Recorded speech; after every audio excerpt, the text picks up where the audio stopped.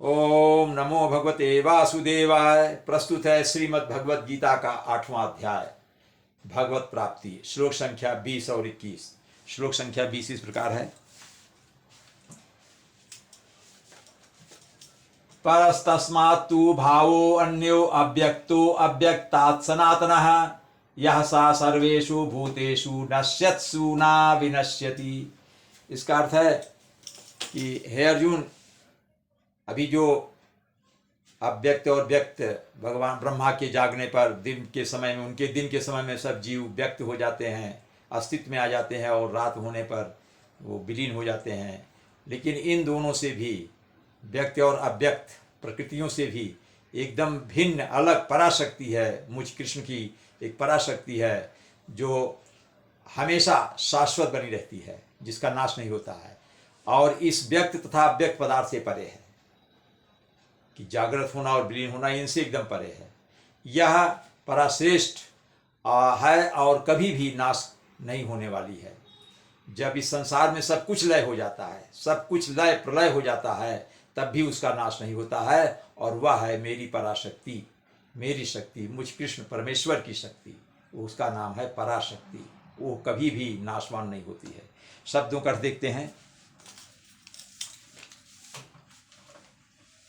परस्तस्मात्तु, परा मतलब परा, तस्मात् इसलिए, तू मतलब लेकिन, भावा भाव मतलब प्रकृति, अन्य मतलब दूसरी, अव्यक्त मतलब अव्यक्त और अव्यक्ता। अव्यक्त अव्यक्त मतलब जीव, अव्यक्ता मतलब अव्यक्त अवस्था से, सनातना मतलब शाश्वत। कहने मतलब यह है कि ये भाव, इसमें जो शब्द ये विच्छेद है इसको बता दें। भाव प्लस अन्य प्लस अव्यक्ता प्लस व्यक्तात्, अव्यक्तात् प्लस सनातन। सनातन मतलब सदैव रहने वाला। अव्यक्त जो है वो अव्यक्त से सनातन हो जाता है। ऐसा जो प्रकृति है वो अव्यक्त से व्यक्त और व्यक्त से अव्यक्त, ब्रह्मा के दिन के होने पर व्यक्त हो जाती है और रात होने पर अव्यक्त हो जाती है। इनसे एकदम से परे है, परा है। मेरी शक्ति जो पराशक्ति है मेरी, वो इन सब से परे है, अलग है, वो सनातन है, वो शाश्वत है, उसका नाश नहीं होता है। या सा सर्वभूतेषु, यह मतलब जो, सह मतलब वह पराशक्ति, सर्वे सभी प्राणियों में, सभी प्राणियों के नष्ट होने पर ना विनाश नहीं होती है। वह पराशक्ति जो, वह पराशक्ति है मेरी, वो सभी प्राणियों के नाश होने पर भी विनाश को नहीं प्राप्त होती है। ये इसका अर्थ है। अगला श्लोक है 21। अव्यक्तोक्षर इत्युक्तस्तमाहु परमाम गतिम यम प्राप्य न निवर्तन्ते तद्धाम परमं परमं मम। भगवान कह रहे हैं कि जिसे वेदांती लोग,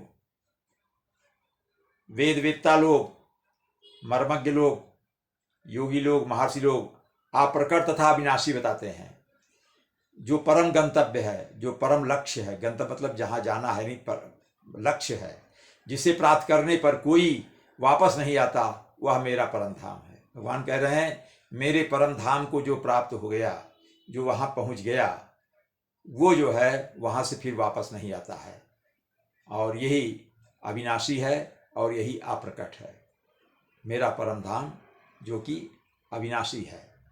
और वहीं पर वही जीवों का वही लक्ष्य होना चाहिए, उनकी परम गति वही है कि वे भगवत धाम को प्राप्त करें, जहाँ पर जाने पर वो वापस नहीं आते, अर्थात जन्म मरण के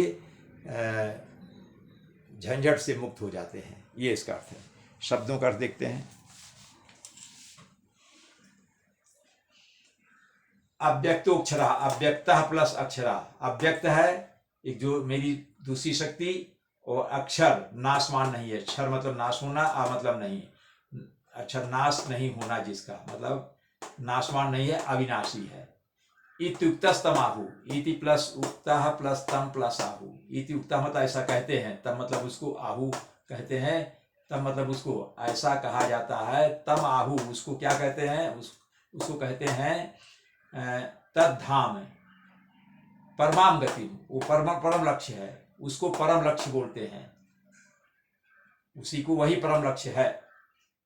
यम प्राप्त, जिसको प्राप्त करके ना नहीं निवर्तनते, वापस लौटते हैं। तद धाम में दो शब्द है, तत् प्लस धाम, तत् धाम, वह धाम। वह धाम क्या है? परमम, मेरा परम धाम, मेरे उस परम धाम को प्राप्त करके जो कभी वापस नहीं लौटते हैं, ये इसका अर्थ है। वो जो है पराशक्ति है, ये भगवान कह रहे हैं।